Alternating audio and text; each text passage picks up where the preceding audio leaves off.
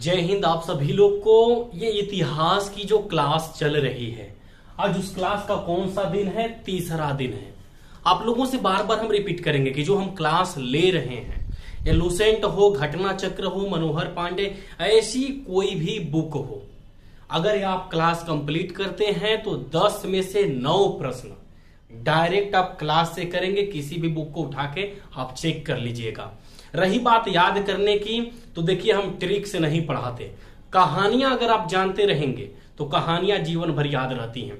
घटनाओं को जाना, इतिहास का मतलब ही होता है कि हम जिस चीज को पढ़ ले, जिस जानकारी को हम जान ले, अगली पीढ़ी तक उसको बढ़ा सके। मेरे कहने का मतलब क्या है? ये आपकी है वैदिक सभ्यता। कौन सी सभ्यता है? वैदिक सभ्यता। आपको कहे थे हम कि इसके पहले सिंधु सभ्यता जो थी पूरे तरह से शहर वाली सभ्यता थी, नगरीय सभ्यता थी। अब हुआ कि जो है आड़ बाढ़ कुल आ गई। अब बाढ़ उड़ आने की वजह से कुल मर भी ला गए, कुल खत्म हो गए, नष्ट हो गया पूरा। जो है मानव जाति का वहां का जो ढांचा था पूरे तरीके से खत्म हो गया। अब एक बात बताइए, कोनो गांव में, शहर में अगर मान लीजिए एकाएक भूकंप आ गया तो क्या सब मर जाएंगे? ऐसा मान लीजिए कि हम ही है, अगल बगल देश दुनिया में कहीं मान लीजिए भूकंप आ गया तो कोई तो मरेंगे नहीं। जो घर में बैठे खा रहे होंगे, ऑफिस में होंगे, 2 तल्ला पर होंगे, 4 तल्ला पे होंगे, उहे ना मरेंगे। कौन मान लीजिए सिवान में जाके बैठे अकेला खेती कर रहे, वो तो मरेंगे नहीं। तो हुआ यह जो है, आज हवा बहुत तगड़ी चल रही है। हुआ यह जो है कि अब जब यह सभ्यता नष्ट हुई तो कुछ बचे कुछ लोग थे, और साथ में इधर की जो भूमि थी धीरे धीरे उपजाऊ बनने की वजह से बाहर के निवासी, दूसरे देशों से आप कह सकते हैं, लोग धीरे धीरे आकर के रहने लगे। काफी प्राचीन युग की बात है। तब लोग क्या करते थे, यहां वहां घूम करके खाते पीते रहते। जैसे भी आज के समय में देखेंगे, सीधा सा समझिएगा, आज के समय की बात हम कर रहे हैं। जनजातीय समुदाय के कुछ लोग सोनभद्र के या इधर उधर जो रहते हैं, सीजन में वो लोग क्या करते हैं, अपना पूरा जो है गोला बना करके 150 लोगों का भेड़ बकरी, इक्का गाड़ी, साइकिल कुल ले करके निकल जाते हैं। और कहीं जाकर के कोनो गांव में, आउटर में डेरा डंडा लगा के कुछ दिन जो है इधर उधर करके अपना खाते पीते हैं। ये मुझे लगता है आप हर जगह, हर जिले में देखे होंगे। कहीं आपके ये उत्तर की तरफ आ जाइए, उत्तर प्रदेश में ऊपर जो है थारू है, बुक्सा है, जौनसारी, ये सब है। फिर इधर आप चले जाइए सोनभद्र की तरफ, 9 मन जनजातियां पड़ी हुई हैं। तो इन लोगों का यही काम रहता है। अब ये जो भारत में एक नई संस्कृति का उदय हुआ, कुछ शब्द मीठे होंगे क्योंकि क्लास न लेने का रीजन था, कुछ दिनों से क्लास रुकी हुई थी, आपसे बता चुके हैं। हेडिंग क्या है? सिंधु सभ्यता के पतन के बाद। आप हेडिंग लिखेंगे, सिंधु सभ्यता के पतन के बाद हुआ क्या? भाई हुआ यह कि भारत में एक नई संस्कृति का उदय हुआ, जिसके संस्थापक कौन थे? आप कहेंगे संस्थापक आर्य थे। संस्थापक कौन थे? आर्य थे। ठीक है। अब ये जो आर्य शब्द है, एक तरह से ये संस्कृत का शब्द है। इस आर्य शब्द का मतलब क्या होता है? जैसे होता है अजेय, अभिजीत, अप्राकृतिक, तमाम शब्द होते हैं ना। तो ऐसे ही इस आर्य शब्द का मतलब क्या है? आप कहेंगे कुलीन होता है, श्रेष्ठ होता है, अभिजात्य होता है, उत्कृष्ट होता है, सर्वश्रेष्ठ होता है। श्रेष्ठ आप कह सकते हैं, सर्वश्रेष्ठ नहीं, श्रेष्ठ आप कह सकते हैं। कहने का मतलब साधारण घरेलू भाषा में अच्छे लोग, बढ़िया लोग, उसी को क्या कहा गया? आर्य कहा गया। आर्य शब्द का शाब्दिक अर्थ है कुलीन, श्रेष्ठ, अभिजात्य। श्रेष्ठ 2 बार लिखा गया है, उत्कृष्ट। ठीक है। इसके बाद अगर देखें, इनकी संस्कृति को जो है वैदिक संस्कृति कहा जाता है। इनकी संस्कृति को क्या कहा जाता है? वैदिक संस्कृति। ऋग्वेद के बारे में आप जानते होंगे कि 4 वेद में सबसे पुरनका वाला कौन सा है? आप कहेंगे ऋग्वेद है। ये वैदिक संस्कृति हम लोग पढ़ने जा रहे हैं आर्यों का। इसी में आपको जो है चारों वेद मिलेंगे, पुराण मिलेंगे, तमाम चीजें यहां पर आपको देखने को मिलेंगी जो है। ठीक है, आइए समझिएगा। ठीक है ना। तो इसे वैदिक संस्कृति कहा जाता है। सर्वाधिक मान्य मत के अनुसार आर्यों का जो मूल निवास था, ये मध्य एशिया, जो यूरेशिया का प्रांत है ना। यूरेशिया कौन सा है? जियोग्राफी अभी जल्द हम पढ़ाएंगे। जैसे हमारा यूरोप, ये रूस वाला जो पार्ट यूरोप का है, खत्म होता है। ये मतलब एशिया का जो पार्ट है रूस वाला, वो खत्म होता है तो यूरोप आ जाता है। इधर यूरोप है, इधर एशिया है, और दोनों के बीच की जो भूमि है उसे क्या कहा जाता है? आप कहेंगे यूरेशिया कहा जाता है। यूराल पर्वत का नाम आप सुने होंगे, समझिएगा। आर्यों का मूल निवास आल्प्स पर्वत, क्या नाम लिखा है? पर्वत का नाम याद होना चाहिए, आल्प्स पर्वत। इन सब पर्वतों के बारे में बर्फोयास्क हो, वाहजैसे जो भी हैं सबके बारे, एंटीज है, राकीज है, सबके बारे में बहुत विस्तार से जियोग्राफी में अध्ययन किया जाएगा। तो इनका कहा गया है कि मूल निवास जो है आल्प्स पर्वत था। ठीक है, आगे देखिए। आल्प्स पर्वत के पूर्वी क्षेत्र यूरेशिया को माना जाता है। अब इनके बारे में कई विद्वान कई मत दिए। हमारे दो लोग भारत के थे, ये तो उत्तरी ध्रुव की तरफ चल दिए, कोई लोग तिब्बत की तरफ और कोई लोग उत्तरी ध्रुव की तरफ। समझिएगा, इसमें जो है हमारे दो लोग भारत के कौन हैं? आप कहेंगे एक जो है दयानंद सरस्वती। दयानंद सरस्वती का कहना था कि आर्य जो है तिब्बत से आए थे। भारत के उत्तरी सीमा पर जो चाइना के जस्ट बाद है तिब्बत, तो ये दयानंद सरस्वती कहे कि भैया आर्य जो है तिब्बत से आए हैं। हमारे दूसरका वाले जो है बाल गंगाधर तिलक, ये कहे नहीं तू गलत बताओ हुआ, तो उसे और ऊपर से बुलायल हुआ, एकदम में उत्तर पहुंच गए। वो तो उत्तर की तरफ बेचारा थोड़ा सा भारत के तनके उत्तर गए, और ई सीधे पहुंच गए उत्तरी ध्रुव पे पहुंच गए। ये कहे ना उत्तरी ध्रुव से आल हूं, कैसे कथ हुआ? मगर जो सर्वाधिक मान्य मत है किसका है? मैक्स मूलर का है। मैक्स मूलर का सीधा सीधा कहना था कि आर्यों का भारत में आगमन 1500 ईसा पूर्व के आसपास हुआ, और यही बताया है कि भारत में आर्यों की प्रारंभ नहीं, ये तो मान लीजिए अलग है। भारत में यही मैक्स मूलर बताया है कि आर्य जो है मध्य एशिया से आए थे। यहां पर आपको कथन स्पष्ट रूप से दिख रहा होगा। यही मैक्स मूलर कहा था कि भारत में आर्यों का आगमन 1500 बीसी यानी कि 1500 ईसा पूर्व के आसपास हुआ, और यह भारत में आए कहां से थे? मध्य एशिया से आए थे। इसके मत को सबसे उचित, सर्वश्रेष्ठ, सबसे बढ़िया वाला मत माना जाता है कि ये जो है सबसे सही जानकारी दिया है। फिर आगे देखिए, भारत में आर्यों की आरंभिक जानकारी ऋग्वेद से मिलती है। काहे नहीं मिलेगी भैया? ऋग्वेद से मिलेगी। आप कहेंगे कैसे, इतना ओवर कॉन्फिडेंस से कहेंगे ऋग्वेद से मिलेगी? 4 गो वेद होता है, ऋग्वेद, यजुर्वेद, अथर्ववेद, सामवेद। अब इन चारों वेद में सबसे पुरनका वाला वेद कौन सा है? आप कहेंगे सबसे पुरनका वेद ऋग्वेद है। तो जमन वेद सबसे पुराना, वेदवा तो कुल एक है, लगभग जुड़े हैं एक दूसरे से, तो जो सबसे पुराना वेद ऋग्वेद था। इसी से पता चला कि भारत में आर्य कहां से आए, कब आए, तमाम जानकारियां। ठीक है, तो भारत में आर्यों की आरंभिक जानकारी ऋग्वेद से मिलती है। और आगे इसमें क्या कर रहा है? जो हिंद यूरोपीय, भाई हिंद हिंदुस्तान आप कह लीजिए, हिंद प्रांत, पाकिस्तानों पहले हिंदुस्तान था ना, तो ये हिंद वाला क्षेत्र हो गया, और उधर यूरोप वाला क्षेत्र हो गया। वो कोनचड़िया में जो है यूरोप और एशिया के नीचे वाला जो पार्ट है आपका, ये कह सकते हैं दक्षिण अफ्रीका के जस्ट ऊपर। नाम अगर ले तो इसमें एक नाम आता है इराक और दूसरा नाम आता है सीरिया। इराक और सीरिया के आसपास का जो क्षेत्र है, और यहीं पर कहीं ना कहीं आर्यों का उल्लेख भी हुआ है। सबसे बड़ी बात यह है कि इन्हीं दोनों के अभिलेख में आर्यों का उल्लेख भी है, समझिएगा। भारत में आर्यों की जानकारी ऋग्वेद से मिल गई, अच्छी बात है। जो हिंद यूरोपीय भाषाओं का सर्वाधिक प्राचीन ग्रंथ है, ये जो ऋग्वेद है, हिंद और यूरोप की जो भाषाएं हैं उनका सबसे प्राचीन ग्रंथ है। देखिए, मेरा कहने का सीधा सा मतलब एक है कि क्लास हम जो भी देंगे लेट देंगे, मगर वाकई में बहुत ही जबरदस्त क्लास देंगे कि आप पढ़ लेंगे ना तो आपका लेवल बदल जाएगा। अब बात करते हैं कि ये जो आर्यों की जानकारी है और कहां कहां से मिलती है। अब आइए आप जो है समझिएगा। इसमें अगर आप ध्यान से देखें तो इराक में 1600 ईस्वी में, इराक में 1600 ईस्वी में मिला एक कौन सा अभिलेख? आप कहेंगे कस्साइट अभिलेख। उसका नाम क्या है? कस्साइट अभिलेख। और सीरिया में जो मिला है उस अभिलेख का नाम है मितन्नी अभिलेख। मितन्नी अभिलेख, आधा न नी, मितन्नी अभिलेख। ठीक है, तो इराक और सीरिया के जो दोनों अभिलेख मिले हैं, इराक में 1600 ईस्वी में कस्साइट अभिलेख मिला और सीरिया में 1400 ईस्वी में मितन्नी अभिलेख मिला। इन दोनों से आर्यों की जानकारी हमें मिलती है। एक ऋग्वेद हो गया, दूसरा कसाइट हो गया और तीसरा मितन्नी हो गया। तो ये तो आपकी जो है आर्यों की प्रारंभिक जानकारी है, उनका अस्तित्व, वो पैदा कहां से हुए, ये उनकी प्रारंभिक जानकारी हो गई।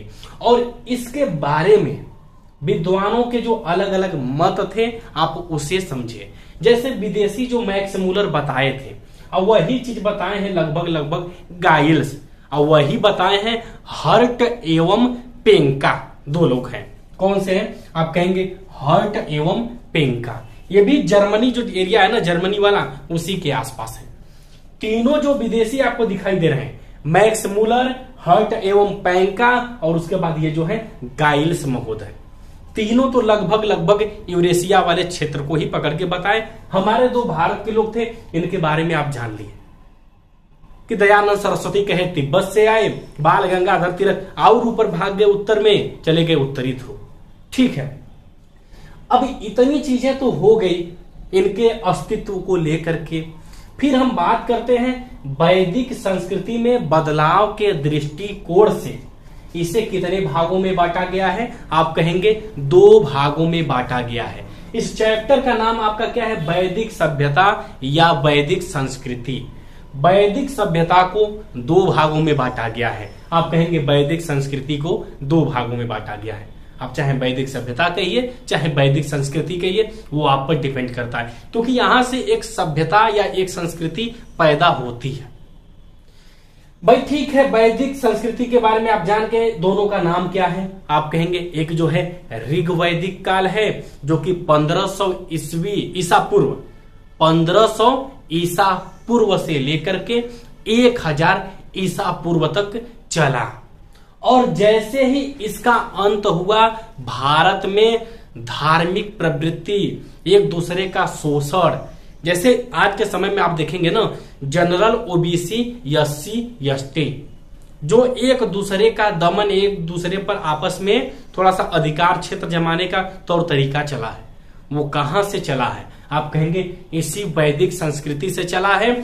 इस उत्तर वैदिक काल में तो थोड़ा स्थिति, ये ऋग वैदिक काल में थोड़ा स्थिति ठीक ठाक थी, मगर जब ये थोड़ा और आगे बढ़ करके 1000 ईस्वी के बाद आया उत्तर वैदिक काल, 1000 ईसा पूर्व से लेकर के, ईस्वी हम बार बार बोल दे रहे हैं, ये मिस्टेक हो सकता है, 1000 ईसा पूर्व से लेकर के 600 ईसा पूर्व के बीच का जो समय रहा है, इतना बुरा जो है धार्मिक नजरिए से मानव जाति ग्रसित हो गई थी, जिसकी कोई सीमा नहीं थी। अभी आप देखेंगे जैसे ही ये उत्तर वैदिक काल खत्म होगा, ये लास्ट वाला, भारत में जैन धर्म, बौद्ध धर्म, कुल कई धर्मों का उदय होगा। और वो इन धर्मों का उदय हुआ किस लिए था?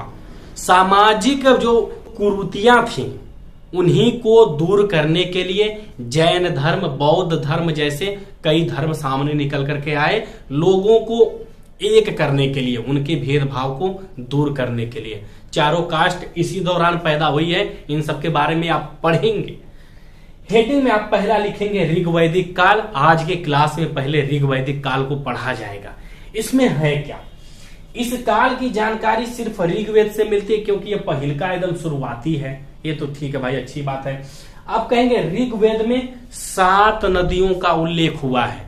ऋग्वेद में कुल कितनी नदियां हैं? आप कहेंगे 7 नदियां हैं। कौन कौन सी हैं? अभी आप इसकी जो पिछली क्लास थी, सिंधु सभ्यता का पतन, अरे सिंधु सभ्यता, उसमें आप सिंधु नदी के बारे में पढ़ें। अगर सिंधु के आसपास जाएं, सिंधु, सतलज, झेलम, चिनाब, रावी, ब्यास, और एक कोई बची होगी, सिंधु, सतलज, रावी, ब्यास, झेलम, चिनाब, ये एक नदी बची है सरस्वती, जिसे सबसे पवित्र नदी माना गया है।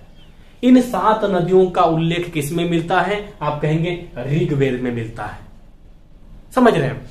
तो ये आपका तो हो गया इतना। इसे आप नोट कर लीजिए, नोट्स जरूर बनाइएगा। जो बाकी बचे कंटेंट हैं उन्हें हम लेकर के आ रहे हैं। क्लास बहुत दमदारी से चलेगी, बस पेशेंस रखना पड़ेगा। अब ये आगे जो चीजें हैं उनको ध्यान से आप समझिएगा और लिखिएगा। है क्या? इन जो 7 नदियों के नाम पर ही आर्यों के निवास क्षेत्र को क्या कहा जाता है? तो आप कहेंगे सप्त सैंधव प्रदेश। जो 7 नदियां हैं भारत की, आर्यों के समय सिंधु, सतलज, रावी, ब्यास, झेलम, चिनाब, सरस्वती, ये जो 7 नदियां हैं, इन 7 नदियों के नाम पर ही जिस क्षेत्र में आर्य रहते थे उस पूरे क्षेत्र को क्या कहा जाता है, आप कहेंगे सप्त सैंधव प्रदेश। ठीक है, अब आगे देखिए चीजें हैं क्या। ऋग्वेद में अफगानिस्तान की 4 गो नदी है, कुरमु, सुवास्तु, तो वो आपको याद करना ही करना है, और साथ में ये कुभा और गोमती बहुत ही महत्वपूर्ण है। इन 4 नदियों को आपको हर हाल में याद करना है कि ऋग्वेद में अफगानिस्तान की कौन कौन सी नदियां मौजूद हैं।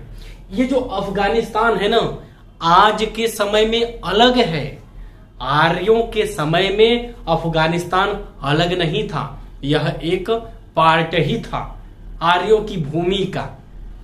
बस हुआ यह है कि जैसे समय बदलता गया अफगानिस्तान को अलग कर दिया गया, तो कुछ नदियां अफगानिस्तान में चली गई। तो वही अगर प्रश्न आपसे पूछ दिया कि बताइए आर्यों के समय की ऐसी कौन कौन सी नदियां हैं जो कि अफगानिस्तान में मौजूद है, आप कहेंगे कुभा, क्रुमु, सुवास्ती और गोमती। ठीक है, अब आगे चीजों को अगर हम ध्यान से देखें तो ये नदियों का उल्लेख हो गया। कह रहा कि धीरे धीरे आर्यों का विकास संपूर्ण उत्तर भारत में हो गया। जो आर्य मध्य एशिया, अफगानिस्तान, पाकिस्तान से होते हुए भारत में आ रहे थे, अब वो धीरे धीरे पूरे उत्तर भारत में फैल चुके थे।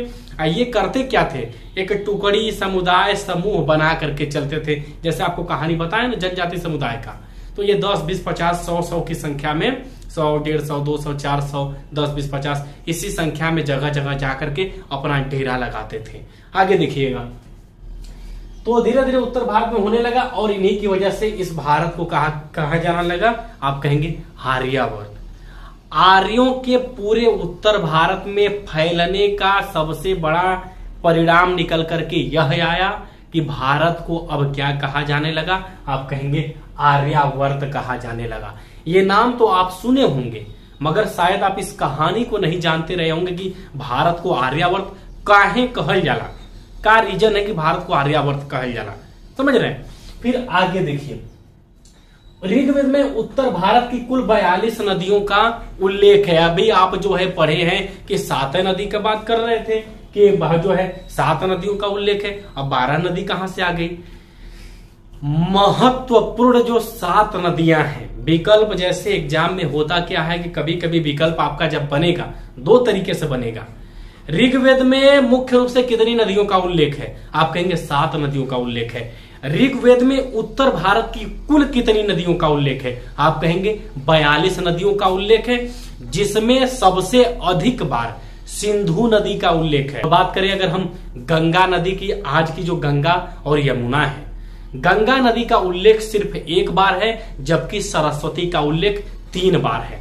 अब आप सोच लीजिए कि उस समय जो है कहीं न कहीं सिंधु नदी को ज्यादा महत्व था, गंगा नदी का उतना महत्व नहीं था। आगे समझिएगा, ठीक है ना। सर्वाधिक चर्चा सिंधु नदी की गई है। सरस्वती नदी को सबसे पवित्र नदी माना गया है। अभी कुछ समय पहले हम बताए हैं आपको कि सरस्वती नदी, जिसे नदीतमा भी कहा जाता है, इसे ऋग्वेद की सबसे पवित्र नदी कहा गया है। आगे अगर आप देखें प्रश्नों को, गंगा का उल्लेख 1 बार, यमुना का उल्लेख 3 बार हुआ है। मरुस्थल के लिए धन्व शब्द आया है। मरुस्थल के लिए किस शब्द का प्रयोग हुआ है, आप कहेंगे धन्व शब्द का प्रयोग हुआ है। इतिहास में जो प्राचीन और मध्यकालीन है जनरली हमें कठिन लगता है। आप यकीन नहीं मानेंगे, बहुत आसान है, इतना आसान है कि जिसकी आप कल्पना नहीं कर सकते। जब किसी चीज को हम पहली बार पढ़ते हैं ना तो हमें कठिन लगता है। आपको ऐसी क्लास, जैसे हम क्लास दे रहे हैं ना फ्री में, ऐसे कोई शायद कंटेंट खरीदने के बाद भी जो है कम ही मिले, क्योंकि पैसे जो है ना धीरे धीरे हमें मेहनत कम कराने लगते हैं। यहाँ जो निचोड़ हम आप लोगों को, टीचर सब अच्छा पढ़ाते हैं मगर समय की बचत के साथ जो निचोड़ आप लोगों के सामने रख रहे हैं, यकीन मानिए कौनो एग्जाम अपने आप को वनडे हो ऑब्जेक्टिव टाइप का प्रश्नवा इससे बाहर जइबे नहीं करेगा, ये गारंटी के साथ हम कह रहे हैं। अगर आपको यकीन न हो ना, जो चैप्टर हम पढ़ा रहे हैं वो चैप्टर आप जाकर के किसी भी किताब से लगा करके एक बार देख लीजिएगा। नोट से बाहर 10 में से 9 प्रश्न बिल्कुल जा ही नहीं सकते। सबसे बड़ी बात ये है। तो जो धन्व शब्द आया है किसके लिए आया है? तो आप कहेंगे मरुस्थल के लिए आया है। फिर आगे अगर देखा जाए इसी में हिमालय व उसकी चोटी जो मुजवंत है, मुजवंत चोटी को बहुत ही ज्यादा तवज्जो दिया गया है। हिमालय की चोटी मुजवंत है और ये हमारा हिमालय पर्वत है। इन दोनों का उल्लेख ऋग्वेद में मिलता है। तो हिमालय और उसकी चोटी मुजवंत का उल्लेख हो गया। अगर आगे आप देखें, प्रश्नों की बात हम की जाए तो करें अगर, तो वैदिक संस्कृति जो है ग्रामीण थी। भाई ये तो बार बार हम चर्चा कर चुके हैं कि जो है वैदिक संस्कृति सिंधु सभ्यता के नष्ट होने के बाद आई और यह कैसी थी? एक गांव देहात वाली सभ्यता थी। अच्छा एक बात बताइए, हम लोग गांव देहात के अगर हैं तो गांव देहात में होता क्या है? आप कहेंगे गांव में भैया सबसे पहला खेती की जाती है, खेती बाड़ी बड़ा जम के होती है। और उसके बाद क्या होता है? कहीं गाय भैंस गोरू ये कुल पशुपालन किया जाता है। तो ये बताइए जो वैदिक सभ्यता है वो कैसा रहेगी? कहेंगे ये पशुपालन खेती बाड़ी बहुत तेज करते रहे होंगे, क्योंकि यह एक ग्रामीण सभ्यता है, गांव वाली सभ्यता है। ठीक है ना? तो ये तो हो गया। ठीक है, इनका मुख्य व्यवसाय जो है कृषि एवं पशुपालन था। अच्छा एक बात बताइए, गांव में हम लोग रहते हैं तो गांव में बीडीसी होता है, गांव में प्रधान होता है और जो है तमाम चीज होते हैं। जैसे बिहार में क्या है कि गांव के प्रधान को मुखिया कहा जाता है। तो इसी हिसाब से देखा जाए, जो प्राचीन समय था उस दौरान ऋग्वेद की राजनीति, एक गांव वाली सभ्यता है, इस गांव वाली सभ्यता में राजनीति कैसे होती थी? राजनीति एक महत्वपूर्ण विषय है, इस पर बात होनी चाहिए, इसे जानना चाहिए। आज के समय में राजनीति में सांसद, विधायक, जिला पंचायत, नगर पंचायत, ब्लॉक प्रमुख 9 मन हो रहे हैं। तो भैया ये मन कौन कौन थे ये जानना जरूरी है। समझिएगा, लोग सबसे पहले कबीला बना करके रहते थे। अब गनवा आप सुने होंगे ऋषि कपूर वाला जो है, तेरी बंजारन रास्ता देखे कब आएगा मेरे बंजारे, सुने होंगे। और उसमें आप देखे होंगे जो बंजारन का रोल ये निभाई है श्रीदेवी। ये जो है कबीला बना करके जो लोग रहते हैं उन्हीं के समुदाय की एक स्त्री थी। बस वही सेम वो पिक्चर अगर आप देखे होंगे, मूवी देखे होंगे ऋषि कपूर वाली जो बंजारन मूवी शायद है, तो उसी में जो है दिखाया गया है कि कबीले बना बना के सब रह रहे हैं। आई राजा का लड़का रहता है, उससे प्यार प्रेम हो जाता है, तमाम चीज। भाई फिल्म से मतलब नहीं है, मेन विषय होता है कि कबीला क्या होते हैं। कबीला जानना बहुत जरूरी है। ठीक है, तो ये जो कबीले हैं, कबीले का मतलब कि एक ऐसा जगह जहां पर जो है लोग अपना कुछ कपड़ा उपड़ा से ढक ढुक के सोने का व्यवस्था बना ले, साथ में बैठ के खाए पिए, अगल बगल जगह जगह अपना लगा करके टेंट वेंट, कम से कम 100, 200, 400, 500 लोग एक साथ रहें, तो वो होता है कबीला या समूह। ठीक है, तो ये कबीला बनाकर एक समूह में रहते थे। कबीले के मुखिया को राजा या जन कहा जाता था। इसे जनस्य गोपा बीसपति पुरभेत्ता, जनस्य गोपा बीसपति पुरभेत्ता, या आप कह लीजिए राजा, किसी भी नाम से उल्लेख हो सकता है। हाँ, सबसे ज्यादा नाम जो है जनस्य गोपा और बीसपति का आता है कि ऋग्वेद में ये जो इनका कबीला है, कबीले का मुखिया, ऋग्वेद में जो कबीले का मुखिया था उसे किस नाम से जाना जाता था? ओमनिया राजा नहीं देगा, ओमनिया पुरभेत्ता दे देगा। ये क्या है आपका? कहेंगे पुरभेत्ता है, पुरभेत्ता दे देगा, जनस्य गोपा दे देगा। ऐसे ऐसे नाम पूछे जाते हैं, ये नाम आपके दिमाग में छप जाने चाहिए। अब अगर बात करें कबीले का नेतृत्व कौन कौन कर रहा था, आप कहेंगे कबीले का नेतृत्व 3 संस्थाएं करती थी। जैसे अगर आज के समय में हम बात करें कि एक बात बताइए, गांव हमारा है, जैसे आज के समय में बात किया जाए कि कोनो गांव है, रामपुर, श्यामपुर, कुछ भी है, तो वो गांव का नेतृत्व कौन करता है? आप कहेंगे यार जो है बीडीसी करता है, एक ठो तनी मनी, आप कुछ सदस्य होते हैं, एक ठो प्रधान होता है, ये ना होता है। तो उसी हिसाब से उस समय जो है 3 संस्थाएं किसी भी ये कबीले का नेतृत्व करता था। तीनों में सबसे प्राचीन विदत थी। विदत, सभा, समिति, ये 3 संस्थाएं हैं। और तीनों के बारे में जानने के लिए आपको बस इतना जानना है, ये विदत है, ये सभा है, ये समिति है। अच्छा एक बात बताइए, कबीला में कौन रहता है? कहेंगे गुंडा उंडा डाकू डकैती है ना, रहेंगे कबीला बना के जहां न तहां जंगल झाड़ में जाएंगे। भाई इनको हम आर्यों को गुंडा डाकू नहीं कह रहे हैं, बस आपको समझा रहे हैं कि उस समय के लोग जो है एक कबीले से दूसरे कबीले पर आक्रमण भी करने लगे, एक दूसरे की चोरी करने लगे, मारने काटने लगे, यो करते थे। राजनीति जहां हुई अतः मार काट होना ही है। चालाकी, चोरी, ये तमाम चीजें जो है शुरू हो जाती है। सबसे प्राचीन संस्था जो है आप कहेंगे कौन सी थी? विदत थी। विदत का काम क्या था? विदत बस यही करती थी, कौनो संपत्ति अगर कोई लूट करके लाता था ना, उसको अपना ही में बांट लेती थी। यह सबसे पुरानी संस्था। भाई आज के समय में कहीं देख लीजिए, जो सबसे पुराना रहता है उसका पकड़ बहुत ज्यादा रहता है। चाहे 20 साल का युवा हो, चाहे 40 साल का बुढ़वा हो, दोनों के मुकाबले आप देखेंगे तो सबसे ज्यादा पहचान किसकी रहेगी? आप कहेंगे बुढ़वा की पहचान ज्यादा रहेगी। बुढ़वा नहीं कह सकते भाई, ऐसे ही कह रहे हैं, बुजुर्ग कह लीजिए, बूढ़ऊ कह लीजिए, कुछ भी कह लीजिए, भोजपुरिया में जनरली ऐसे ही कहा जाता है। तो जो विदत थी, यह सबसे पुरानी संस्था थी जो लूटी हुई संपत्ति को आपस में क्या करती थी? बांट लेती थी। अब कहेंगे लूटी हुई संपत्ति को, एक बात बताइए, कबीला वबीला बना के रहेंगे तो आज के समय में क्या है? डाकू डकैत अंगल जंगल में कबीला बना के रहते थे। बिचवा में जो है 1990-2000 के आसपास, आज से 20-30 साल पहले अगर आप जाएंगे ना तो यह परिस्थिति थी। हम ही नहीं कि आर्यों को डाकू डकैत कह रहे हैं, हाँ ये जरूर कह रहे हैं कि जो आर्य थे वह एक कबीले से दूसरे कबीले पर आक्रमण करते थे, उनकी संपत्ति लूट करके लाते थे, आपस में बांटते थे।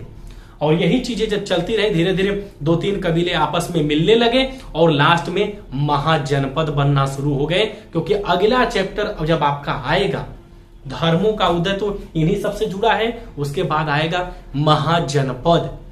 महाजनपद बने कैसे? कहेंगे 3-4 गो 5 गो कबीले जो है आपस में मिल गए, मित्रता कर लिए। मान लीजिए दूर वाला कौन आक्रमण कर रहा है, फलानवा पर ढकनवा पर इसे कर रहा है, अब ये कबीले मिल करके महाजनपद बनाने लगे। वो तो मान लीजिए 5वां चैप्टर है, 5वें चैप्टर में महाजनपद पढ़ा जाएगा। ये दिमाग में याद रखिएगा कि यहीं से महाजनपद की उत्पत्ति हुई है, क्योंकि जो कबीले हैं ये आपस में क्या करते थे? लूट करते थे, एक दूसरे की संपत्ति लूटते थे। 5वां चैप्टर सीधा सीधा इससे जुड़ा हुआ है, ठीक है। फिर ये जो सभा है यह वृद्ध एवं संभ्रांत लोगों की संस्था थी। बूढ़े बुजुर्ग जो है किसमें शामिल होते थे? सभा में। कौनो गांव घर का मतलब उनके कबीले का कौनो मामला हो गया, कौनो की बीवी के साथ छेड़खानी कर दिया, कौनो किसी का चोरी कर लिया, 2 लोग आपस में लड़ भिड़ गए, तो ये जो है ना वृद्ध एवं संभ्रांत लोगों की संस्था। तो भाई न्याय वाय ये लोग न करेंगे। हाँ, ये जो समिति है सबसे खतरनाक समिति है, क्योंकि यही सबसे महत्वपूर्ण जनसाधारण की संस्था थी, जौने में औरतों को शामिल किया ही नहीं जाता था।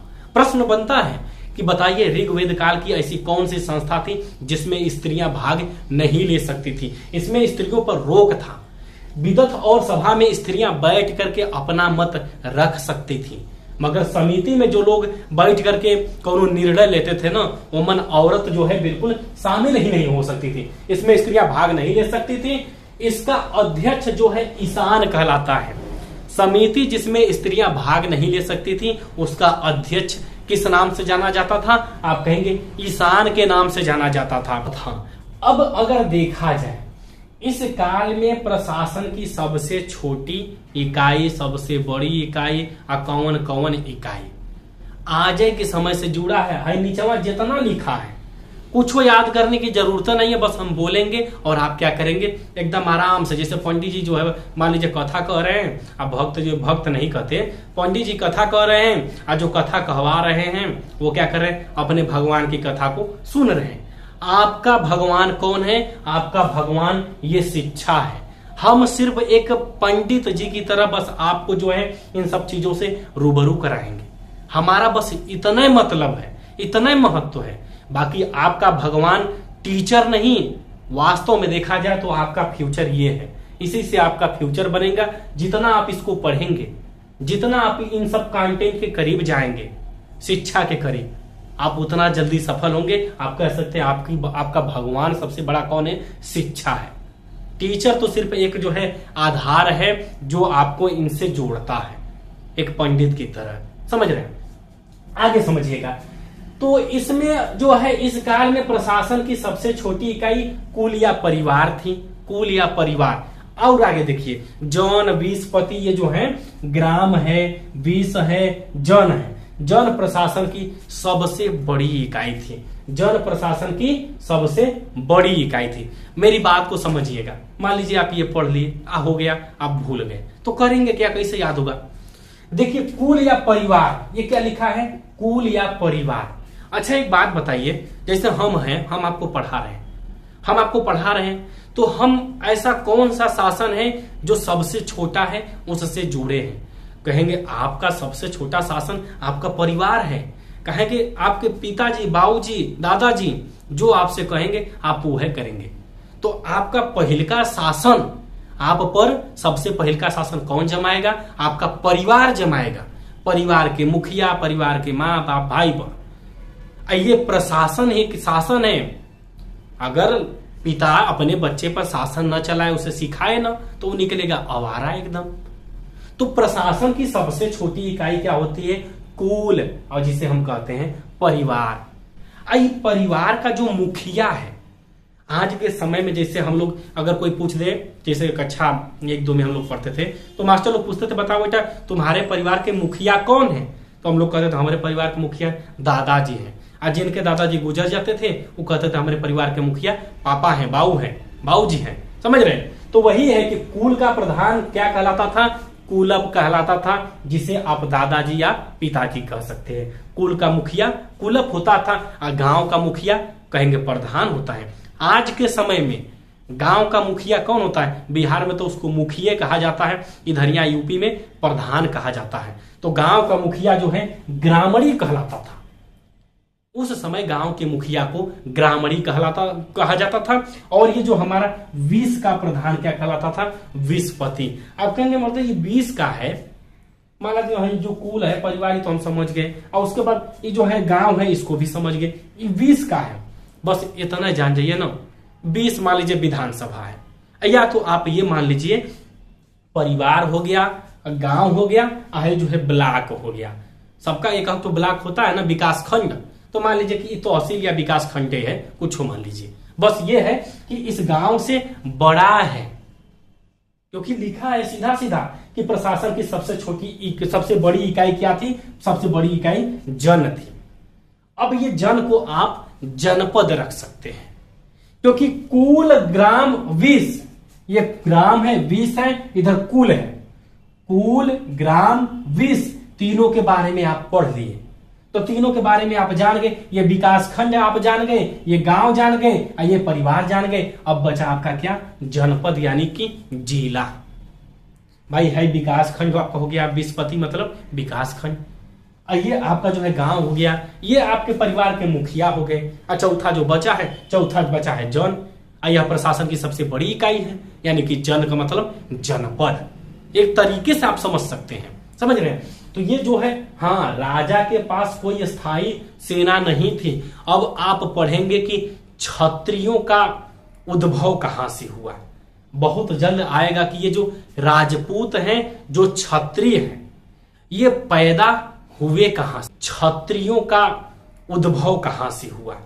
बहुत जल्द आएगा कि ये जो राजपूत हैं, जो क्षत्रिय हैं, ये पैदा हुए कहां से। मुझे नहीं लगता कि आज तक आप जानते होंगे कि जो धर्म बना है, ब्राह्मण, क्षत्रिय, वैश्य, शूद्र, ये सब आए कहां से, इसके बारे में आप बिल्कुल नहीं जानते होंगे। जो हम आर्य पढ़ रहे हैं, इसमें हम यह जान गए कि राजा के पास कोई स्थायी सेना नहीं थी। तब राजा करता क्या था? उसके कबीले में जब दो कबीला आपस में भिड़ते थे ना, तो उमनिया जैसे मान लीजिए 150 लोग हैं, तो जो सबसे बरियार लोग थे, सबसे बलवान, ताकतवर, वह अपने कबीले की तरफ से सबसे आगे खड़ा हो जाते थे लड़ाई लड़ने के लिए। बरियार जो खा पी के मुसंडा जैसा थे। यही धीरे धीरे क्षत्रिय में बदल गए। ये जो बलवान लोग थे, आगे विभाजन आप बहुत बढ़िया से पढ़ने वाले हैं। और जो पुरोहित जैसे गांव का मुखिया है, या जो दिमाग देते थे, इनको लड़ना सिखाते थे, बताते थे ऐसे करबा तो लड़ाई जीत जीवा। और धीरे धीरे कुछ एक ऐसे संभ्रांत लोगों का उद्भव होने लगा जो आगे चल के पुरोहित कहलाए, ब्राह्मण कहलाए। और इसी में जो सबसे कमजोर तबके के थे, जो साफ सफाई तमाम चीजें करते थे, कम दिमाग लगाते थे, वो धीरे धीरे कैसे बदले। कुछ लोग व्यापार करते थे, वो कैसे बदले। सब आगे चीजें बहुत जल्द आने वाली हैं। कंटेंट जो है आप नोट कर लीजिए और नोट बनाते रहिए। क्लास तो बहुत दमदारी से मिलेगी, आगे जो चीजें लेकर के आ रहे हैं। अब हम बात करते हैं कि ऋग्वैदिक समाज था कैसा। गांव के लोगों का जो वास्तविक रहन सहन खान पान होता है, आप उस तरीके से इसे बहुत ही आसानी से समझ जाएंगे। आइए एक एक चीजों को पॉइंट दर पॉइंट ध्यान दीजिएगा कि ये जो हमारा ऋग वैदिक समाज है, एक ग्रामीण सभ्यता थी, गांव वाली सभ्यता थी। तो इसमें होगा क्या? सबसे पहले अगर हम बात करें खान पान की, ऋग्वैदिक समाज देखिए 3 भागों में बटा था। पहले आप कुछ चीजों को क्लियर करेंगे, जैसे हम कहे थे ना कि धीरे धीरे यह समाज जो है वर्ण व्यवस्था, जो जनरल ओबीसी SC ST आज के समय में मौजूद है, इसका जन्म कब हुआ था? आप कहेंगे ऋग्वैदिक सभ्यता से धीरे धीरे इसका जन्म हो चुका था। समझिएगा, ऋग्वैदिक समाज 3 भागों में बट गया, जिनमें से एक राजा था, दूसरा पुरोहित था और तीसरा कौन है? सामान्य जन। अभी हम आपको एक कहानी सुना है कि कबीले का एक मुखिया होता था। ठीक है भाई, कबीले का मुखिया होता था, फिर उसके बाद पुरोहित। हम कहे ना, जब 2-3 कबीले आपस में लड़ाई झगड़ा करते थे तो उसमें कुछ लोग ऐसे ऐसे चालाक लोग मौजूद थे जो कि जीतना कैसे है लड़ाई झगड़ा को वह दिमाग देते थे, और जो धीरे धीरे क्या कहलाने लगे? आप कहेंगे पुरोहित। ये जो बलशाली लोग थे अभी तो सामान्य जन में ही है, क्योंकि जब लड़ाई झगड़ा होता था ना तो हर घर परिवार में से फलाने के घर में कौन सबसे मजबूत है, इनके घर में कौन सबसे मजबूत है, तो वह बरियार लोग निकल के आते थे और लड़ाई झगड़ा करते थे। समझने वाली बात यह है कि लड़ाई झगड़ा में योगदान किसका रहता था? पुरोहित का। और इस सामान्य जन में जो बलशाली ताकतवर थे, राजा का उतना खास योगदान नहीं था। क्यों? क्योंकि भाई जो है सेना का गठन था ही नहीं, कोई स्थायी सेना नहीं थी। कभी लड़ाई हो गया, उसी में से छटनी करके 10-20 लोग आपस में जाके भीड़ गए। अरे जैसे वही आज के समझ में ले लीजिए कि जब 2-3 गांव के जो लड़का हाई स्कूल इंटर में पढ़ रहे हैं, अब आप देखेंगे ना, जैसे कोनो गांव के 2-4 लड़का है हाई स्कूल इंटर में पढ़ रहे हैं, एक दूसरा गांव का लड़का है, अब लड़कियों को देखना ताकना कोनो मामला ऐसा आ गया तो ये गौवा के 4-6 तो जितनी लड़के रहेंगे लड़ने के लिए अगला गांव पहुंच जाते हैं, जो अपने आप को वो में खोजते हैं कुल कि बरियार कौन है, ओके बुला। अपने दोस्त में देखेंगे जवन बरियार है उसको बुला।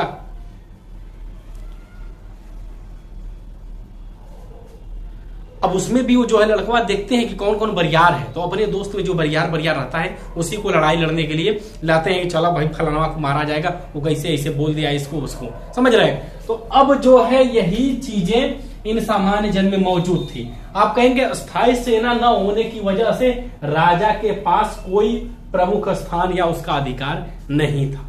भाई जब स्थायी सेना ही नहीं थी तो राजा का मतलब क्या है? राजा तो बस ऐसे ही रहता था, अपना आपस में सुलह समझौता कराने के लिए एक मुखिया बना दिया गया था। फिर साथ में प्रारंभ में आर्य एक साथ मिलकर के रहते थे। भाई जो कबीले एकदम शुरू में बने थे वो तो एक साथ मिलकर के रहते थे।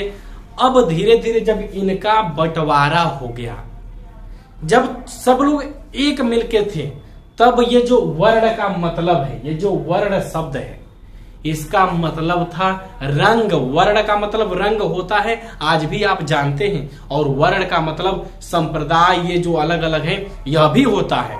जब तीनों ये पुरोहित राजा सामान्य जन नहीं बने थे तब तो वर्ण का मतलब रंग था।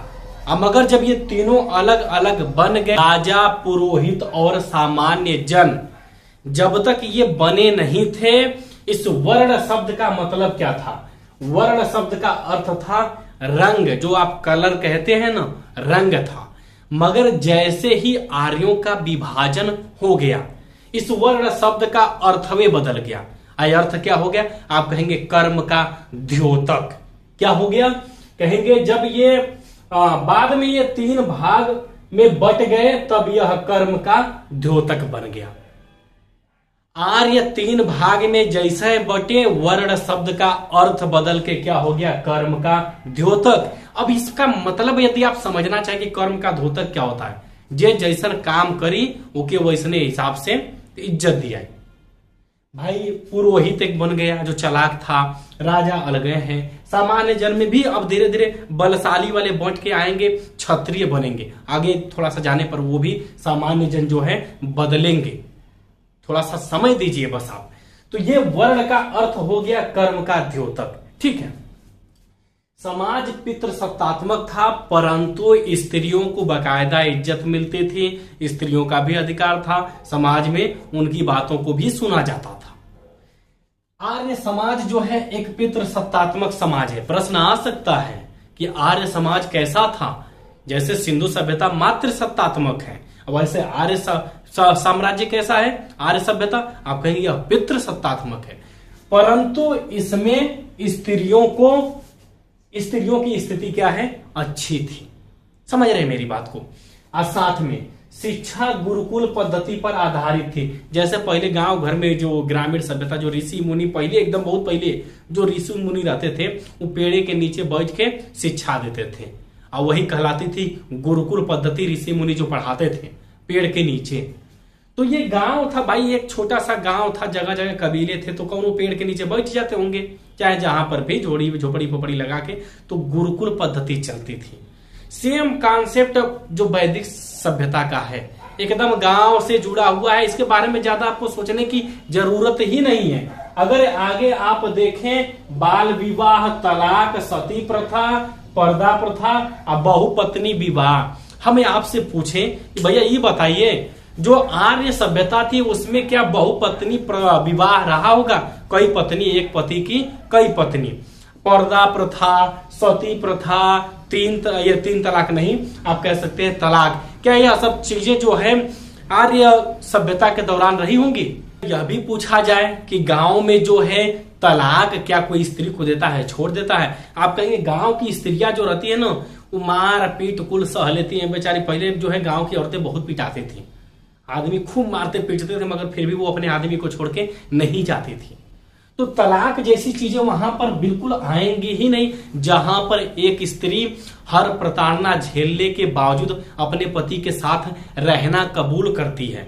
गांव में वहां तलाक आएगा ही नहीं। यह सब चीजें आती कब है? जब शिक्षा काफी ज्यादा बढ़ती है, स्त्री तब जाकर के अपने अधिकार को समझती है, वो समाज से लड़ने लगती है।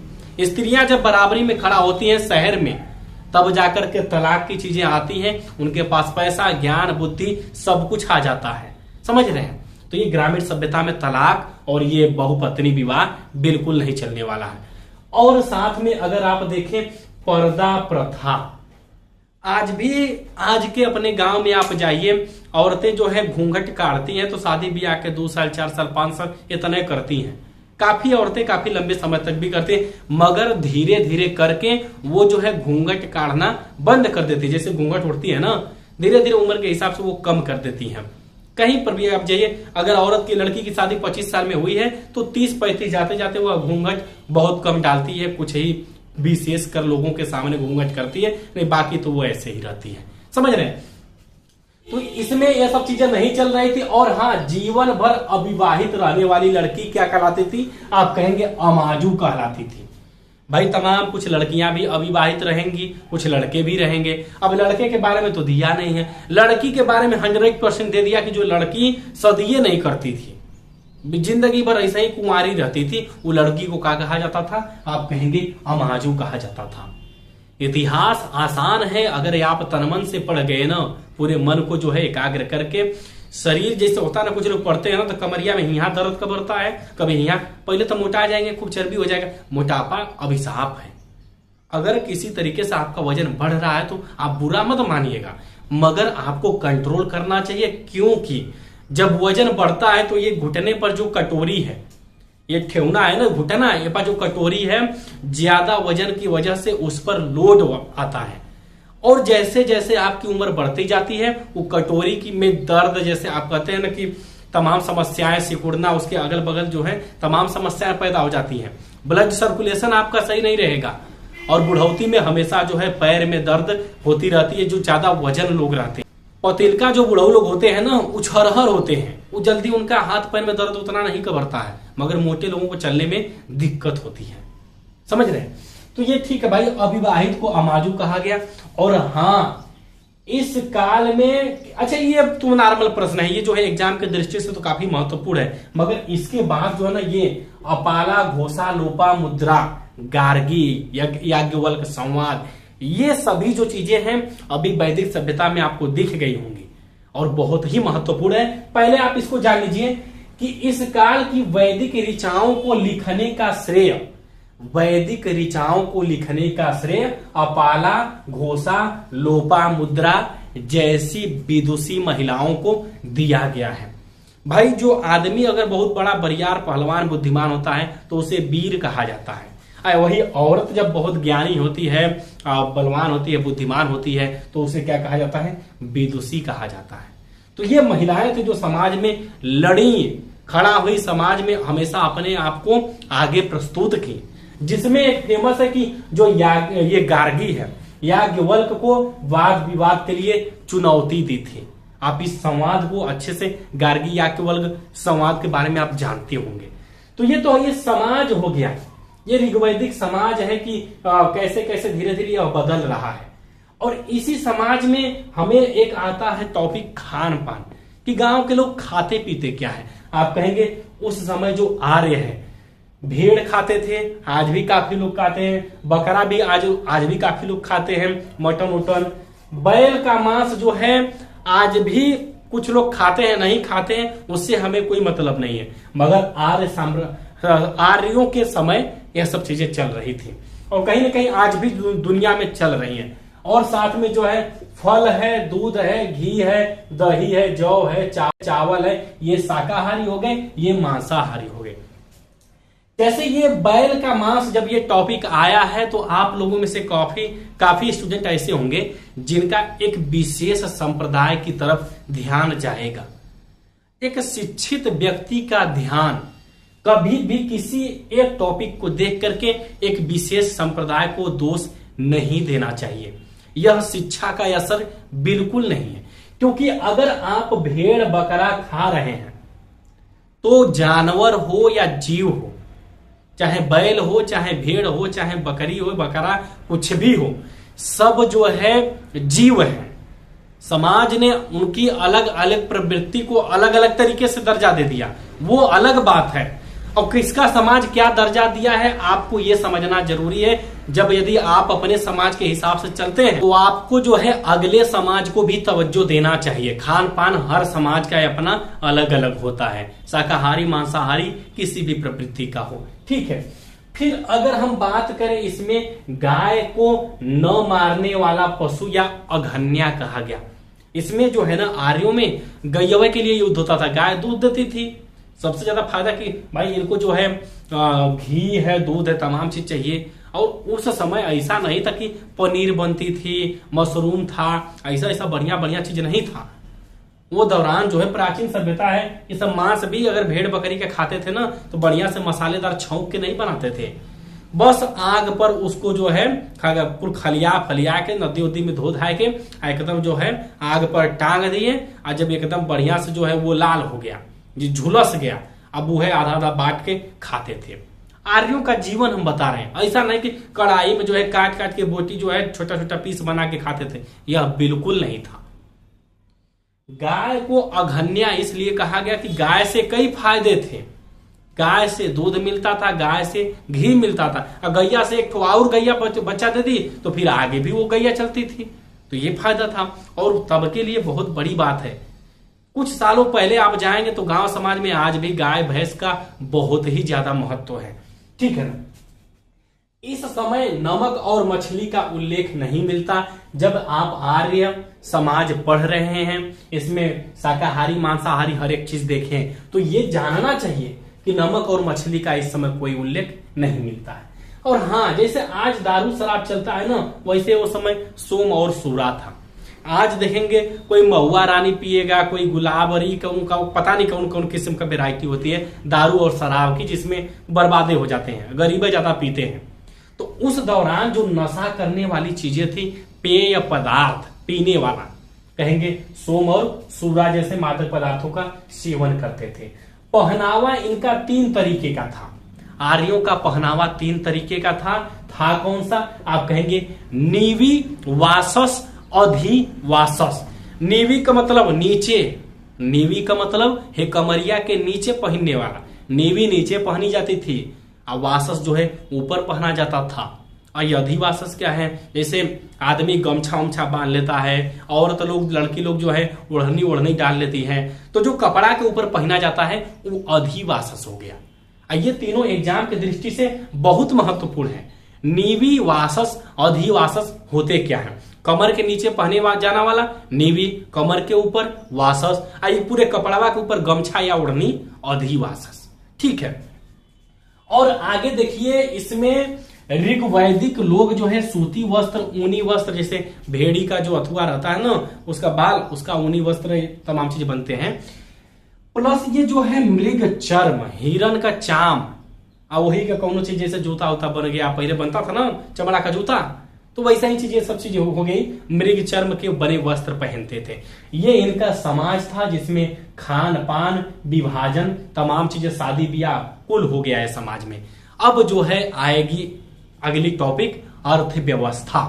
आराम से पढ़िए, बिंदास पढ़िए, चीजें बचने वाली नहीं है। किताब से ज्यादा तो कंटेंट क्लास में हर हाल में मिले। सामने आपको प्रश्नों का अंबार दिख रहा होगा। यहां से काफी ऐसे प्रश्न हैं जो एग्जाम में बार बार पूछे जाते हैं। है आसान, बस आपको पढ़ना है, एकदम ही आसान है। आधे से अधिक तो नॉर्मल तरीके से याद हो जाएंगे। समझिएगा इसमें है क्या। एक जो है ऋग्वैदिक काल की अर्थव्यवस्था है, दूसरा ऋग्वैदिक काल के देवताओं का उल्लेख है, इसके बाद इनको किस नाम से जाना जाता था, तमाम चीजें हैं, और कौन कौन से शब्द ऋग्वेद में कितनी बार आए हैं, ये सब छोटे मोटे टॉपिक है, समझिएगा। अर्थव्यवस्था, ऋग्वेद में किसको क्या कहा जाता था? ऋग्वेद में किसको क्या कहा जाता था? अगर आप देखें तो राजा को किस नाम से जाना जाता था? आप कहेंगे गोपति के नाम से। किस नाम से? गोपति के नाम से। गायों का पति या मालिक या जो भी आप कर लीजिए, इस पर एक प्रकार से समझ सकते हैं। और एक गोमत था। गोमत का मतलब क्या होता था? आप कहेंगे गोमत का मतलब होता था धनी व्यक्ति। राजा जो है सबसे बड़ा धनी होगा। अगर राजा देखा जाए तो धनियों में सबसे बड़ा धनी होगा, तो उसको कहा जाएगा गोपति। और धनी व्यक्ति को क्या कहा जाएगा? आप कहेंगे गोमत कहा जाएगा। दोनों का मतलब एक नजरिए से एक ही है। ठीक है, थोड़ा सा अंतर है। और हाँ, समय की माप के लिए जो साज का बेला होता है, गोधूली शब्द का प्रयोग होता था। समय की माप, जो साँझ वाला न सूर्य डूबा रहता है, न रात्रि हुई रहती है, एकदम सूर्य डूब जाता है मगर रात नहीं हुई रहती। जो गोधूली बेला, जब गायें भैंसे चर करके घर आती हैं, ये जो शब्द है गोधूली, उस समय वह समय की माप था। समय की माप के लिए गोधूली शब्द का प्रयोग होता था। तत्क्षण, तत्क्षण कौन था? आप कहेंगे तत्क्षण का मतलब बढ़ई हो गया, और तंतुवाय का मतलब जुलाहा हो गया। क्या हो गया? तंतुवाय का मतलब जुलाहा हो गया। तत्क्षण बढ़ई, तंतुवाय जुलाहा। ओतु तंतु का मतलब आप कहेंगे ताना बाना। ओतु तंतु कौन सा है? ओतु तंतु शब्द का मतलब है ताना बाना। ये ओतु तंतु जो शब्द है एक तरह से संस्कृत में प्रयोग होता है, समझ रहे हैं। फिर आपका जो है दूरी की माप के लिए गवयतु शब्द का प्रयोग किया जाता था। एग्जाम में प्रश्न बनता कैसे है? कह दिया कि बताइए दूरी की माप के लिए ऋग्वेद में किस शब्द का उल्लेख है? गवयतु, तंतुवाय, ओतु तंतु और या तत्क्षण। यही में से 4 दे देगा। ओतु तंतु, ताना बाना, तत्क्षण, बढ़ही, तंतुवाय, जुलाहा, गोमत, धनी व्यक्ति, गोपति, राजा। ये इतने आसान टॉपिक हैं कि बस आप अगर जान। और हाँ, स्त्री जो है सिरी कहलाती थी। जो स्त्री कपड़ा बुनने का काम करती थी वह क्या कहलाती थी? आप कहेंगे उसे सीरी के नाम से जाना जाता था। जैसे आज है ना tailor master, high master, how master, तमाम मतलब कि सबका अपना अपना जो है उनको नाम दे दिया जाता है। कुम्हार, घड़ा बनाने वाले को कुम्हार कहा जाता है। तमाम ऐसी चीजें हैं जो नाम लेते ही सीधे सीधे हिंट कर देती हैं। तो जो कपड़ा बिनने वाली स्त्री थी उसे सीरी कहा जाता था। ठीक है, आगे जो है करघा को तसर कहा जाता था। करघा के लिए कौन शब्द का प्रयोग होता था? तसर, ताना बाना हो गया। और हाँ, ये वेकनाट या सूदखोर एग्जाम की दृष्टि से काफी महत्वपूर्ण है। जो धनी व्यक्ति ब्याज कमाता है ना पैसा देके, ऋण, जैसे बैंक में पैसा आप लेंगे तो बैंक को ऋण देना पड़ता है एक्स्ट्रा ब्याज। अब वो प्राइवेट में कोनो आदमी जब आपको पैसा देके ऋण कमाएगा आपसे ब्याज, तो उसको कहा जाता था सूदखोर या वेकनाट। ये प्रश्नों की सीरीज है, बहुत ज्यादा कठिन नहीं है। कपड़ा बुनने वाली स्त्री आप कहेंगे सीरी कहलाती है, धनी व्यक्ति गोमत कहलाता है। अब जो है राजा, एक नजरिए से देखा जाए राजा तो क्या कहलाता है? अरे धनी व्यक्ति गोमत है तो राजा गोपति है। तंतुवाय जुलाहा, समझ रहे मेरी बात को। और ये जो है तसर शब्द का प्रयोग मिलता है आपका, कहा गया, तसर शब्द का प्रयोग मिलता है करघा के लिए। ये एग्जाम की दृष्टि से बहुत ही महत्वपूर्ण है, एग्जाम की दृष्टि से काफी महत्वपूर्ण है। ठीक है, फिर अगर देखा जाए इसमें तो ऋग्वेद में कपास का उल्लेख नहीं मिलता। कपास शब्द ऋग्वेद में कहीं पर भी नहीं आया है। और साथ में ऋग्वेद काल में भूमि किसी का मालिकाना हक नहीं थी। आज के समय में जैसे भूमि सबकी अपने अपने मतलब कि नाम से है, फलाने को 4 बीघा जमीन है, उनको 1 बीघा है, उनको 2 बीघा है। ऋग्वेद के समय में ऐसा नहीं था भाई। ऋग्वेद ग्रामीण सभ्यता थी, पूरा जो है कुछ था ही नहीं, उतना छोटी मोटी जनता थी। राजा भी था बेचारा, उसके पास सेना ही नहीं थी, तो कहां से जमीन का जो है बट जाएगी, सबका मालिक किसी का सब बन जाएंगे, समझ जाए। तो वही ऋग्वेद में जो भूमि है एक निजी संपत्ति नहीं थी। ये मुद्रा जैसे रुपया है, यूरो है, डॉलर है, ऐसे ही निष्क या शतमान, निष्क और शतमान के नाम से ऋग्वैदिक काल की मुद्रा को जाना जाता था। इन प्रश्नों को आप लिख करके याद करिए। ऋग्वेद काल की जो मुद्रा थी उसे किस नाम से जानते थे? आप कहेंगे निष्क या शतमान। ठीक है, तो ये तो टॉपिक हो गया अर्थव्यवस्था से जुड़ी चीजें, क्योंकि भाई जो है बढ़ई तक्षण करा रहा है, या भी व्यक्ति जो है बढ़ई का मतलब जनता क्या करता है। फिर उसके बाद जुलाहा का काम जानते ही हैं सब, जो है लगभग व्यापार से जुड़े हैं। करघा है ग्रामीण सभ्यता में, ग्रामीण समाज में करघा का बहुत महत्वपूर्ण है। अब आगे देखा जाए ऋग्वैदिक कालीन देवता। पहली बात की ऋग्वेद के लोग जो है बहुदेववादी थे आज की तरह, इनके अनेक देवता। 33 देवताओं को इन लोगों ने क्या किया? 3 श्रेणियों में बांट दिया। अंतरिक्ष का देवता, आकाश का देवता, पृथ्वी का देवता। ये लोग जो इनके 33 देवता थे जिनका उल्लेख मिलता है ऋग्वेद में, इनको क्या किए? 3 अलग अलग खंड में डिवाइड कर दिए। आकाश का देवता कौन है, अंतरिक्ष का देवता कौन है, और साथ में पृथ्वी का देवता कौन है। समझिएगा, एग्जाम में आता भी इसी प्रकार से प्रश्न हुआ है कि बताइए ऋग्वेद समाज में किसको ये पृथ्वी का देवता कहा जाता है, किसको अंतरिक्ष का देवता कहा जाता है। सेम ऐसे ही प्रश्न बनता है। आपके कहा टॉपिक है ऋग्वेद में आर्य जो थे 33 देवताओं की कुल 3 श्रेणियों में जो है 33 देवताओं को बांटे हुए थे। और साथ में धौंस या आकाश ऋग्वेद का सबसे प्राचीन देवता था। ऋग्वेद का सबसे प्राचीन देवता कौन था? इसे एक नाम से जाना जाता है, धौंस के नाम से, या तो सिंपल में आप इसे कह सकते हैं आकाश। इसको तो मान लीजिए छोड़े, ठीक है। 3 श्रेणियां जो है उनमें किन देवताओं को रखा गया है। सबसे पहले ये जरूरी है, अगर हम पृथ्वी का देवता की बात करें, पृथ्वी का आप अग्नि को रख दीजिए, सोम को रख दीजिए, बृहस्पति को रख दीजिए, मुख्य रूप से ये एग्जाम में आते हैं। अंतरिक्ष का अगर आपको अंतरिक्ष में जाना है तो उसके लिए एकदम सीधा सा मतलब, सब लोग कहते हैं कि इंद्र जी जो है ऊपर आ रहते थे, ये जो है क्या बोलते हैं, बारिश कराते थे, समझ रहे हैं। इंद्र के साथ मरुत, वायु, रुद्र। हवा तो पृथ्वी पर है नहीं, पृथ्वी से ऊपर है, उठी हुई है, मरुत है। ये लोग हैं ऋग्वेद काल के, बहुत पुराने जमाने के। कुछ था पता तो थोड़ा नहीं कि वायुमंडल का होता है, क्षोभ मंडल क्या है, समताप मंडल क्या है, इनको जानकारी नहीं थी। इनको लगता था हाँ वायु आ रही है, यानी कि ऊपर से कोनो भगवान हवा फूंक रहे हैं, जैसे एकदम पूरा धरती पर ऑक्सीजन दे रहे हैं। और वायु रुद्र को अपने से याद कर लीजिएगा। अब जो है पृथ्वी के देवता में आपको बताए हैं, अग्नि है, सोम है, पृथ्वी है, और एक क्या नाम है आप कहेंगे सरस्वती नाम है। सरस्वती जो नदी बहती है। आगे अगर देखा जाए तो इन देवताओं को किसकी उपाधि दी गई। जैसे अगर कह दें आंधी तूफान का देवता ऋग्वेद काल में किसे कहा जाता था? मरुत जो पर्यायवाची है ना, ये जो मरुत है वायु का ही पर्यायवाची है। और वायु जब बहुत तेज आंधी या तूफान आता है तो वो वायु का ही नतीजा रहता है। जब तेज वायु बहती है तब आंधी और तूफान आते हैं। और वायु का पर्यायवाची ही क्या होता है, मरुत होता है। तो मरुत को जो है आंधी और तूफान का देवता कहा गया। इंद्र को वर्षा का देवता कहा गया। समझ रहे हैं। ये अरण्यानी, आपको पता होगा कि अरण्य जो है वन का पर्यायवाची है। तो जंगल की जो देवी थी उसे क्या कहा गया, आप कहेंगे उसे अरण्यानी कहा गया।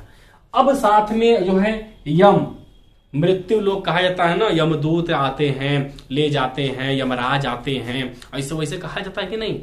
तो मृत्यु के देवता कौन होंगे, यम होंगे भाई, यमदूत यमराज, यही ना हम लोग कहते हैं। तो इसमें कोई कठिन है, बहुत आराम से याद हो जाएगा चीजों को अगर आप समझ गए। ठीक है, ये देखिए सोम वनस्पति का देवता। सोम वनस्पति, पेड़ में से जो मादक पदार्थ निकलता था सोम दारू, वह इनका जो है वनस्पति का देवता था। उसको पी करके एकदम मस्त मगन रहते थे। तो सोम को ये लोग क्या कहे, वनस्पतियों का देवता है। जितने फल फूल हो रहे हैं उनमें सबसे मजेदार जो है सोम है। बहुत पीने के बाद नशा, मतलब एक होता है ना मजा। तो सोम को ये लोग क्या कहें, वनस्पति का देवता कहें, क्योंकि उनके लिए बहुत अलग खास महत्व रखता था। अभी आगे देखिए, नदियों की देवी जो है सरस्वती को कहा गया है, जो कि सबसे पवित्र नदी मानी गई है सरस्वती। फिर साथ है पूषण, पशुओं के देवता पूषण। पशुओं के देवता कौन है, आप कहेंगे पूषण। आराम से ये सब नॉर्मल प्रश्न बेहद आसानी से याद हो सकते हैं। लास्ट में जो है मित्र, ये क्या कहलाया, शपथ या प्रतिज्ञा का देवता। शपथ या प्रतिज्ञा का देवता मित्र हो गया, विवाह व संधि का देवता आर्ष हो गया। ये जितने भी प्रश्न हैं आपके छूटने न पाए, बस चीजों को आप बारीकी से समझ करके इन्हें याद कर लीजिएगा। है सब जितने टॉपिक दिख रहे हैं ना, सब आसान है मगर काफी महत्वपूर्ण है। क्लास में पढ़ाने के बाद याद करना बहुत आसान हो जाता है। अगर आगे आप देखें कि ऋग्वेद में कौन सा शब्द कितनी बार आया है, ऋग्वेद में कौन सा शब्द कितनी बार आया है, 275 और ये 250 सबसे खास महत्व रखते हैं। ये जो सबसे सर्वोच्च इकाई जो थी, समाज की सबसे प्रशासन की सर्वोच्च इकाई जन, उसका उल्लेख 275 बार मिला है। इंद्र का उल्लेख 250 बार मिला है। ये सब एग्जाम में प्रश्न आते हैं। गंगा का उल्लेख 1 बार, यमुना का उल्लेख 3 बार। अरे हाँ, यमुना का उल्लेख 3 बार। और आगे अगर आप देखें तो ये कुछ प्रश्न ऐसे हैं, ये जैसे ऋग्वेद की सबसे प्राचीन संस्था है विदत, ऋग्वेद की सबसे प्राचीन संस्था विदत। वनस्पतियों का देवता आप कहेंगे सोम, और उसके बाद जो है राष्ट्र और गंगा, साथ में यमुना आप पढ़ चुके हैं। ये जितने महत्वपूर्ण टॉपिक थे खत्म थे। एक बार और बचे कुछ टॉपिक लेकर के आ रहे हैं। ये ऋग्वैदिक काल पूरे तरीके से, उसके बाद